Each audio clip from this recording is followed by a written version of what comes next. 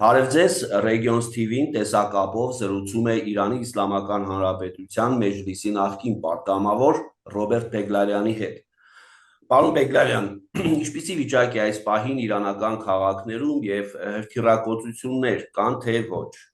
ձեր տվյալներով։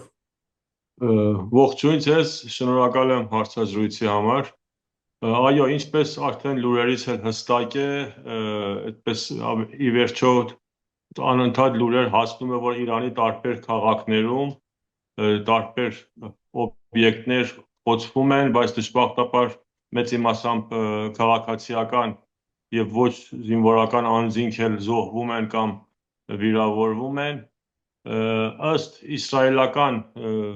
լրատվամիջոցների, թե ինչքան ճիշտ է, չեմ կարող ասեմ, իրենք մատնանշում են, որ մենք այսպես Իրանի երկնքում, իմաստավորի Թեհրանի երկնքում գերակայություն ունենք, բայց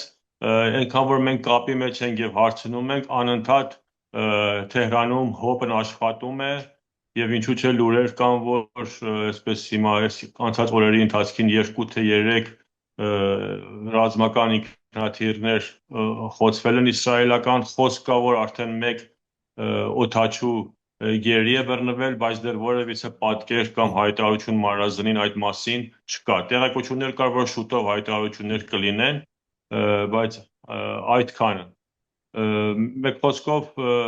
բոլորս գիտենք, որ նաև Իրանը հակահարցակ փորձում է տալ, հրթիռները ուղարկում է, արդեն քիչ առաջ էլ լուրեր կար, որ վերստին Թել Ավիվը ինչ որ օբյեկտներ խոցվել են, էլեկտրակայաններ, Հայֆայի, այսպես նավթազտարանը եւ դրանք ըստ երևույթին բոլոր այդ տեղեկությունները նաև ճիշտ են։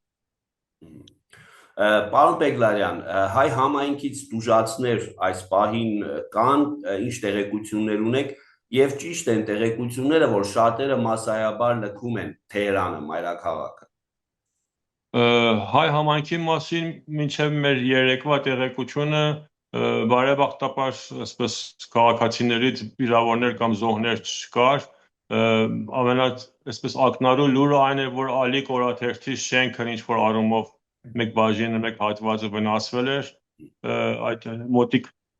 վայրում ռմբակոծման պատճառով։ Բայց այո, լուրերի համաձայն Թեհրանից այսպես ժողովուրդը բազմությունը փորձում են հեռանալ տարբեր ուղղություններով, արդեն դեպի հյուսիս մեծ իմաստամբ ճանապարհներն այնքան խճողված է, որ փակ է։ Լսում ենք լուրերից, որ տարբեր անձնավորություններ կամ ծանոթներ փորձել են Թեհրանից հեռանալ կամ վարելիքի չլինելու պատճառով կամ մեքենաները անսարքություն առաջացնելով արդեն խճողումները սաստկացել է, երբեմն մինչև 17-8 ժամ տևողությամբ են փորձել հատել 3 ժամվա ճանապարհը։ Մեկ խոսքով այդ կա, այսինքն Թեհրանից հեռացում բավականին բազմությունը փորձում են հեռանալ, ճիշտ է։ Նշվում էր, որ Պակիստանի հետ սահմանին են առավել շատ կուտակումներ, այո, ճիշտ է այդ տեղեկությունները։ Չեմ կարող ասել, բայց 3 լուր կար, որ Պակիստանը իր սահմանը փակել է Իրանից։ Եվ ինչ որ ուրիշ երկրների քաղաքացիներ Թուրքմենստանի սահմանն են հատել եւ մտել են Թուրքմենստանի հողը, որ այդ միջոցով հեռանան դեպի իրենց երկիրները։ Ըստ իմ տեղեկության Պակիստանի սահմանը փակ է։ Նշվում է, որ Իրանը կիրառել է հիպերձայնային նորագույն հրթիռներ Թել Ավիվին եւ Հայֆային հարվածելիս եւ կարողացել է հաղթահարել իսրայելական հակահրթիռային պաշտպանության համակարգը, ինչ զենքի մասին է խոսքը եւ ինչ արդյունավետություն ունի։ Ինչպես այո, այդ տեղեկությունն էլ ճիշտ է, այդ hypersonic կամ hyperzայնային հրթիռները ըստ երևույթին, եթե բալիստիկ հրթիռները ձայնի արագությունից առավելագույնը 5 անգամ ավել են արագ ընթանում, hypersonic-ները 5-ից 25 անգամ ավելի արագ են ընթանում եւ հետեւաբար թե իրենց մանևրայնական կարողությամբ եւ թե այդ արագությամբ ավելի իզորու են, որ հակաօդային պաշտպանության այսպես սահմանները հատնեն եւ կարողանան խոցել իրենց թիրախները։ Եվ ինչպես որ դուք ասացիք, դա այսինքն տեղեկությունը ճիշտ է, Իրանը օգտագործել է, բայց թե քանակով ինչքան է օգտագործել, այս պահին ես տեղեկություն չունեմ։ Պարոն Բեգլարյան, Իրանում ձերբակալվել են եւ ձերբակալվում են լրտեսներ եւ զինված կասկածյալներ, որոնք կապված են եղել Իսրայելի Մոսադի հետ։ Հետաքրքիր է, ինչպես են կարողացել իսրայելցիները Իրանի սրտում նման գործակալական ցանցեր եւ կառույցներ ստեղծել։ Խնդրում եմ ձեր մեկնաբանությունը։ Դա անկեղծորեն առավել քան 5 տարի գուցե ավել լինի, որ տարբեր անվտանգային անձնավորություններ զգուշացնում էին իրանական տարբեր մարմիններին, որ մեկ խոսքով այդ թափանցել են իրանական անվտանգության համակարգը եւ կամ ինչ որ առումով Իրանի քաղաքացիներ հավաքագրվել են այլ հետախուզական կազմակերպություններ, ինչպես ամենաառավել ցայտունը Մոսադն է, բոլորս գիտենք, թե ինչպես է հաջողել նաև տեղեկություններ կար, որ աֆղանստանցիքներ են ձերբակալվել, հետևաբար նշանակում է օտար երկրյա նման անձնավորություններ, որ առիթները օգտվել են եկել են Իրան, արդեն մենք 2 օր առավել եւս նաև այդ տեղեկությունները արդեն հստակ հայտարարվում է իրանական որոշ մասնակիցների եւ լրատվամիջոցների միջոցով, որ այդ ԱԹՍ-ները եւ դրանք բոլորը, որ ավելի շատ Թավրիզի շրջանն են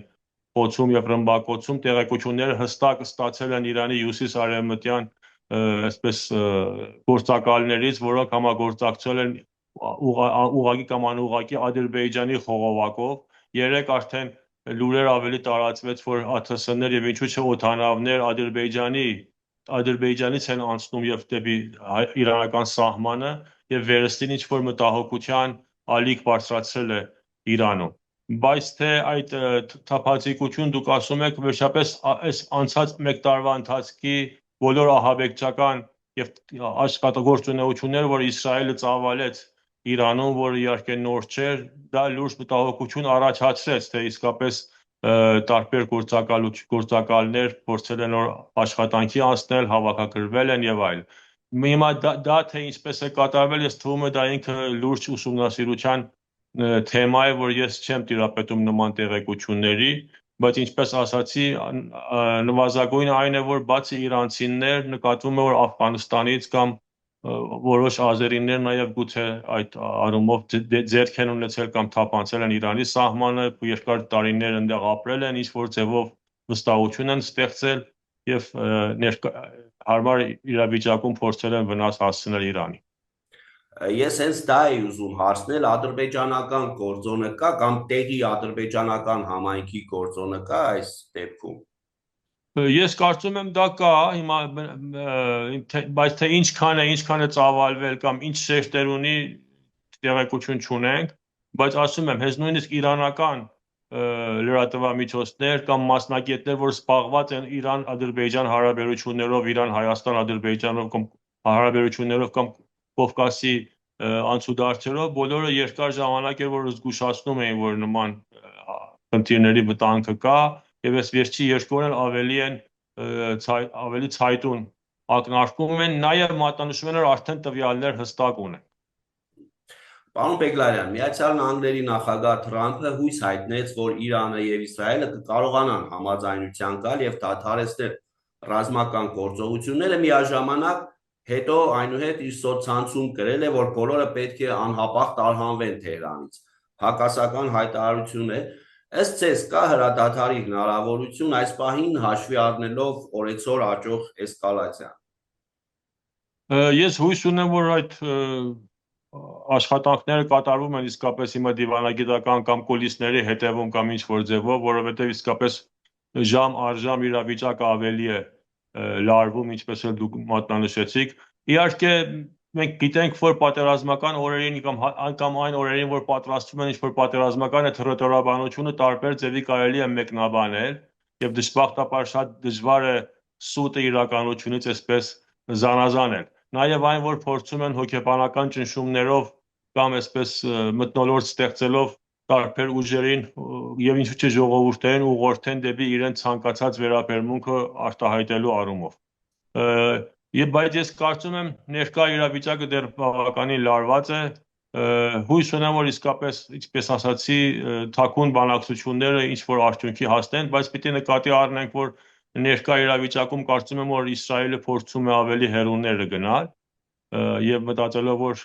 ունի այսպես համապարփակ հովանավորություն թե Ամերիկայի Միացյալ Նահանգների կողմից եւ թե արևմտյան տարբեր երկրներից եւ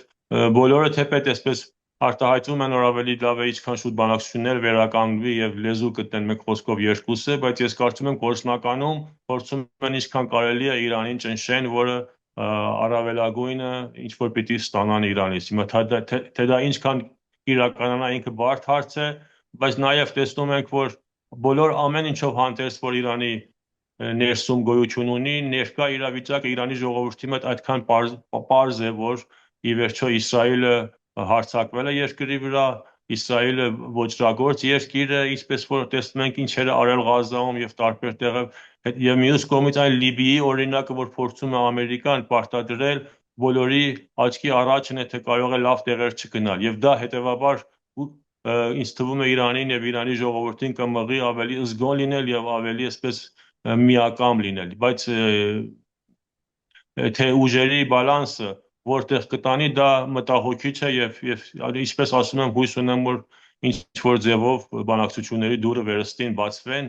եւ Իրանի ժողովուրդն Իրանը նվազագույնս վնասվի այս առումով։ Շնորհակալ ենք, պարոն Պեգլարյան, զրուցում էինք Իրանի Իսլամական Հանրապետության մեջլիսի նախկին պատգամավոր Ռոբերտ Պեգլարյանի հետ, շնորհակալ եմ եւս մեկ անգամ